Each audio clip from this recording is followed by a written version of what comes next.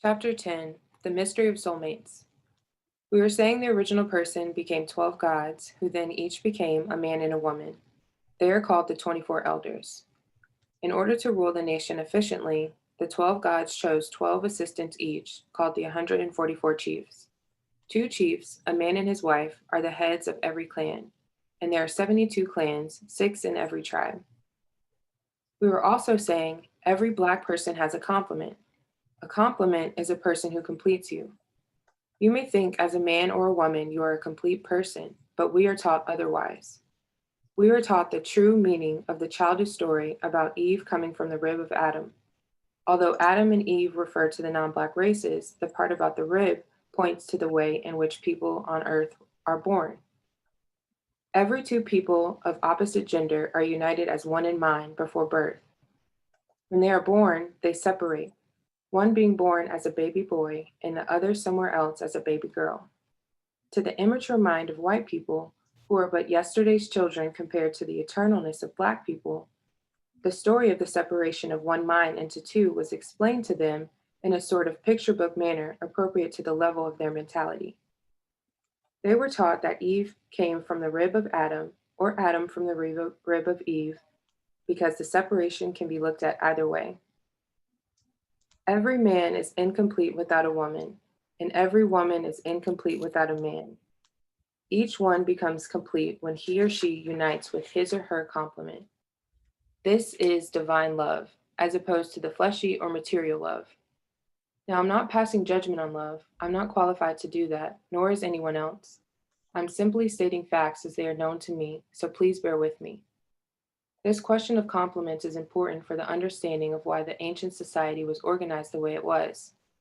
To continue, the 144 chiefs were given 1,000 assistants each, called judges, and the total number of people on earth became 144,000, plus the 144 chiefs and the 24 elders.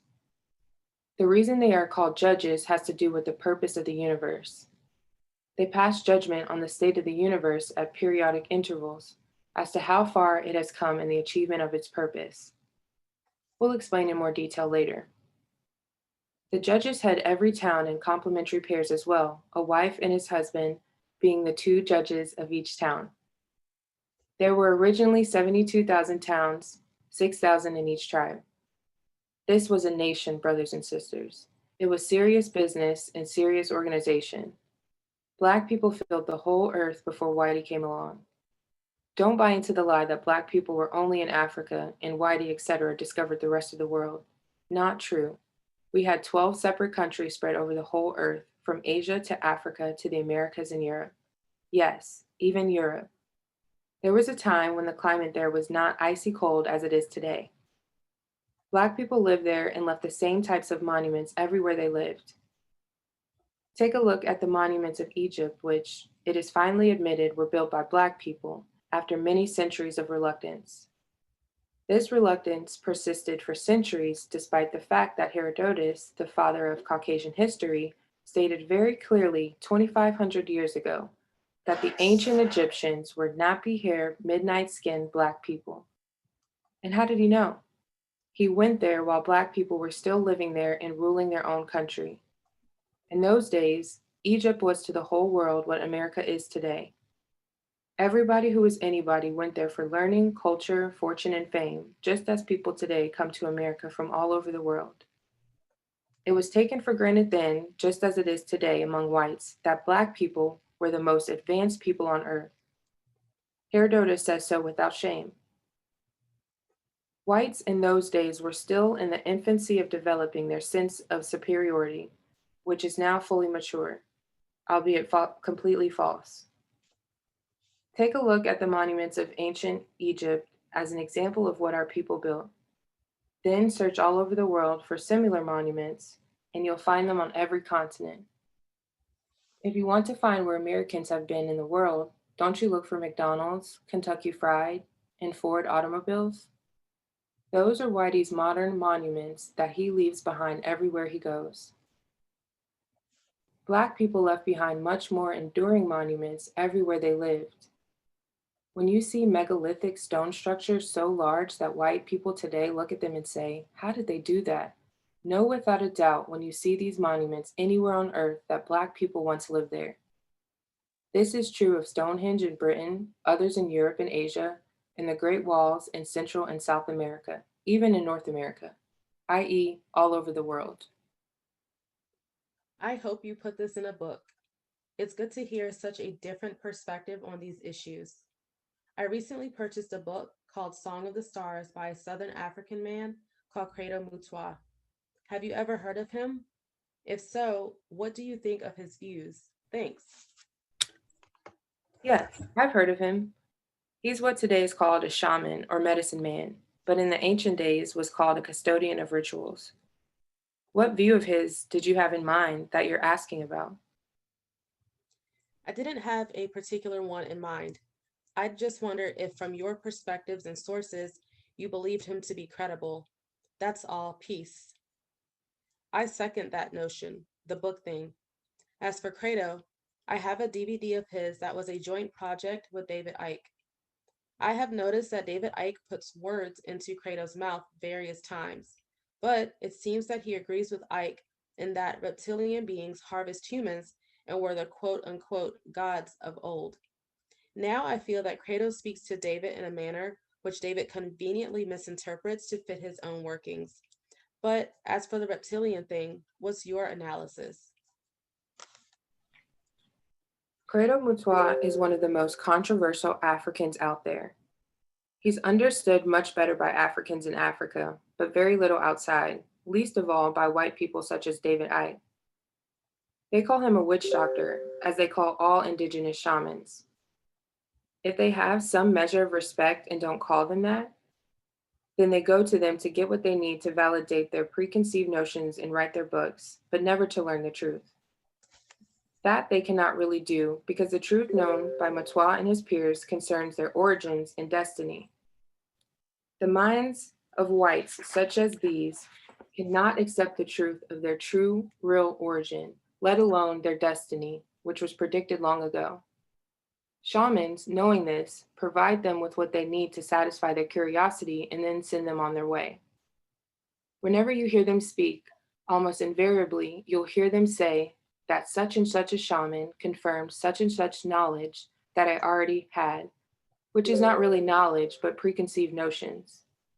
Hardly ever will you hear them say that I learned such and such a new thing that I never knew before. And so the shamans play right along with them. Now, Credo Mutwa, in addition to being a medicine man, is also a griot. He's one of a few people. He hardly ever forgets anything he's ever heard, seen, or read. Such people are chosen by their elders and told the history of their tribes. They must keep it safe until they can pass it to the next generation. It so happened that the next generation following his experienced a massive disruption of tribal life with the advent of large scale urbanization all over Africa. Young people migrated in large numbers to urban areas to make a living, having no choice after they lost their land, water, and so on, mostly to white farmers, settlers, etc. That left almost no one that can be trained to carry on the torch of the griot, and people in Credo's craft were at a loss as to how to pass on the knowledge. The only avenue left was to publish books, and that's what he chose to do. Now and then you'll hear him say he's regarded as a traitor for publicizing secret knowledge, but the truth is, if he didn't have the blessing of his peers, other shamans, he wouldn't have done it. Their brotherhood and sisterhood is very closely knit. He says these things only for the ears of whites, who, after all, were the only ones back in the 60s who could publish his books. Hearing him say such things couldn't have made them happier. There's nothing more pleasing to the non Black races than to cause mischief and strife among Black people. So, this infighting between Credo and other witch doctors pleased them to no end, and they published his books. He knew this and took full advantage of it. That, in brief, is the explanation of how he became controversial. For those people who really think he's a traitor to his people and his craft, I'll quote a passage from one of his earlier books, Endava My Children. He makes it clear what he thinks of white people. Quote, for he recalls on an old African riddle. tell me, I command you. Tell me the name of the beast I saw. Its hair was as long as a wild sable's tail, and the sun shone through its eyes and beard, and through its ears and mustache. End quote. Obviously, this beast is the white man. He continues about whites, so there's no misunderstanding. Quote, my books are intended to blast away, once and for all the ludicrous fallacies about my people that are fed to us in schools and churches. The troubles seen in Africa, the unnecessary death and suffering, had their origin in one thing and one thing only, the ignorance and selfish interests of your forebears, O white man and rabbit, Arab. You carted millions of our people and sold them into slavery, to the cotton plantations of America and the sugar plantations of Jamaica. You set our tribes one against the other. When your attempts at exterminating us failed, you tried to civilize us, sacrificing our cultural heritage. You fed us falsehoods in your places of learning and threatened and cajoled us into accepting your religions. In your churches and mosques, we suffered the humiliation of hearing our holy ancestors being called heathens and godless pagans. End quote. We'll leave it at that for people to make up their own minds. On the question of David Icke and reptilians and other extraterrestrials, I'll only say that Mutua told him exactly what he expected to hear. The question of aliens, UFOs, spirits, and so on is far in the future of our discussions, almost at the very end. It cannot be understood without all the preliminary information that must be presented before. Suffice it to say that extraterrestrials are the descendants of the non-Black races and not their progenitors. This statement will raise more questions than it will answer, but it must be left for the time when it can be addressed in its proper context. Thanks for the 411. I want to hear more. I seem to recall that Creator Mutua mentioned that both his son and wife met violent deaths. The son, I believe, was burned to death. Necklacing, is it called?